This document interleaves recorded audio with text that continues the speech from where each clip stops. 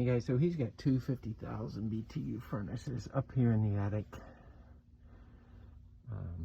next to each other. One does the first floor, one does the second floor. Got pans underneath each one. That's one way to go back. See the drain on that one back there, the drain on this one here. Got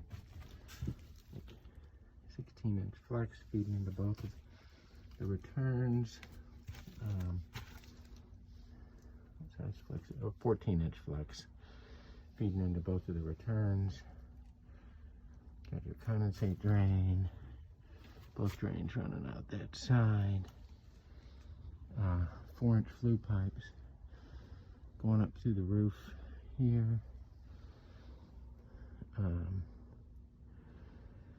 Which it may be 3-inch in there because it's double wall.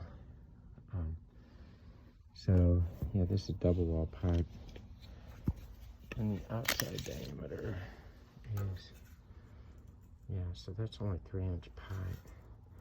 It's 4 inches OD, so it's 3-inch pipe. So that's a little bit of a problem. So let's see, gas line is right here, and there's that gas line there coming across and over to here and into this one. All right, appreciate it.